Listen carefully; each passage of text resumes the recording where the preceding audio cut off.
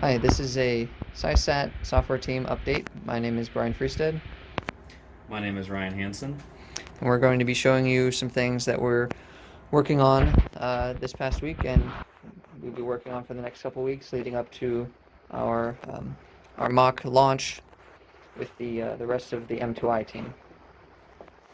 So the first up, this is going to be some custom hardware that we have had a chance to work on. So this is the boost board for CySat 1. The purpose of this board is to take the 5 volts that is coming out of our EPS, which is right here, and convert it to approximately 8 volts for our ADCS, which it requires during the detumbling sequence of the mission. Okay, so on our boost board here, this is our second revision for it. And we are going to need to do another revision. There was one mistake made in this current one, and this transistor was actually flipped on its footprint, meaning that we actually had to install the chip upside down. We were able to attach it for testing purposes, but for right now, for an actual flight-worthy hardware, we are going to have this circuit board done once more and flip that footprint around. Mm-hmm. And I'd like to note that our testing won't be with any of the other components. We just want to make sure that it's converting from 5 volts to the 7.4 volts it needs for the ADCS. The other custom hardware we have is a carrier board for an FPGA. I'm going to let Ryan talk about this. So this is our FPGA. It's actually running an embedded Linux system, but this is what we are going to be using for our software-defined radio. So it's going to take in the signals from our analog payload and convert them to a digital signal, which can be saved and transmitted at a later date. So this is another piece of custom hardware which we have been working on for the CySat project. This allows us to take our software-defined radio and connect it through this connector here, which will be communicating over the PC104 stack to the rest of our components in the satellite. This board was actually designed by a team before we came onto the project. We did not have it created yet because we were not sure if we needed to add some other traces to the signals, which we ended up doing. We modified this original design and added a few traces down here through this connector. And since then, we have now had the board printed, and we have started testing, soldering on the tiny connectors that we need here. There's approximately 400 pins on this board which need soldered.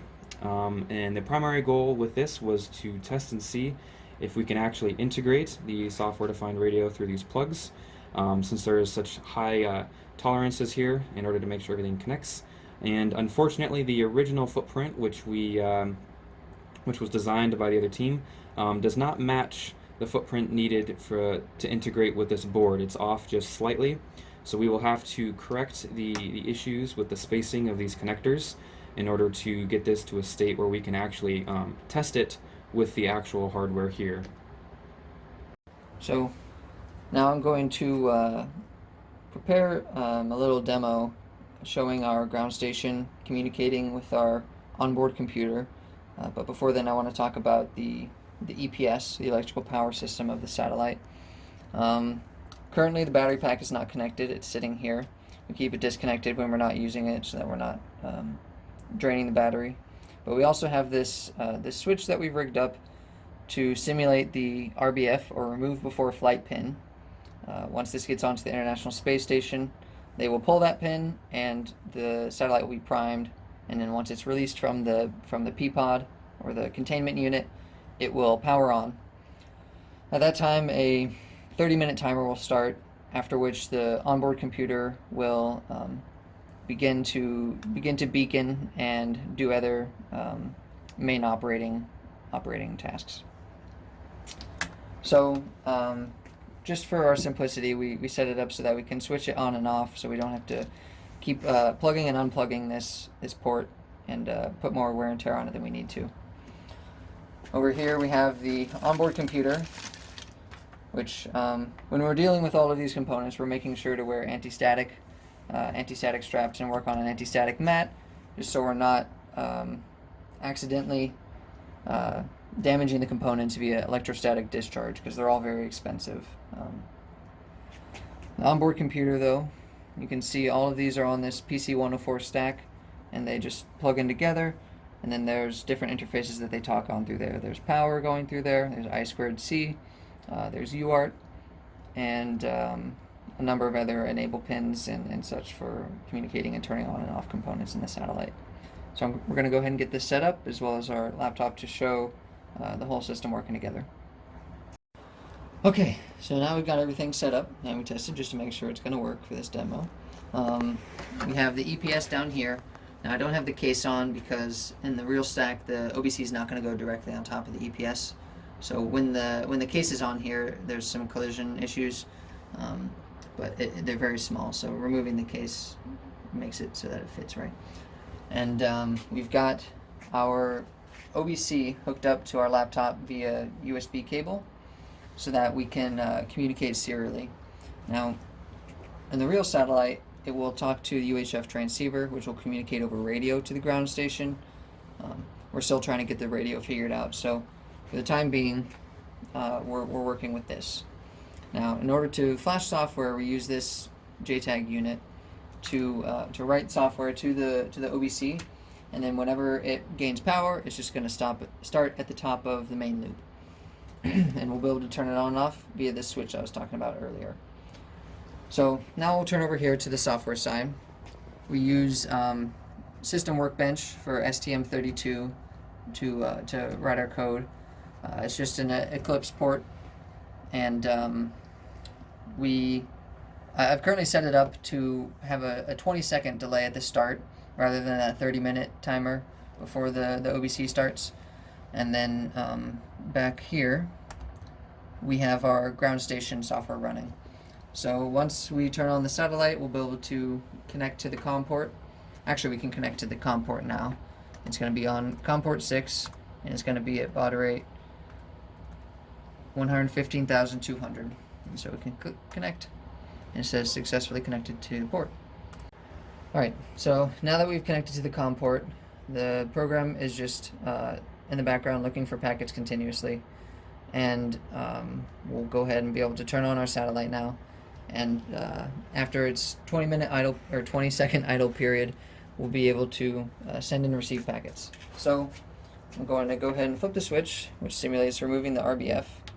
And it takes a couple seconds for the EPS to power on the OBC, but when it happens, both of these green and amber lights will turn on, and then it'll be about 20 seconds.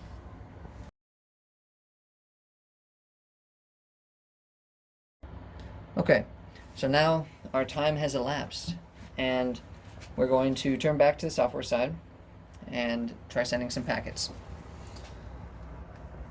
So there's a few packets that are currently supporting, and we're working on adding more. We have this nice GUI which lets you choose from, it lets you build commands yourself, or it lets you choose from already made commands. So for example, if we want to just send one that's already made, we can click this button to send the shutoff beacon command. So when the satellite starts, it'll have a beacon, and when it first gets in contact with the ground station, we're going to want to turn off the beacon. So we can send this shutoff beacon packet, and it will respond, beacon shut off. If you keep sending this packet, it's going to say beacon already off. And that's text that we're actually sending back down from the satellite. We might change that so it's not actually sending that data. Smaller packet size, be faster.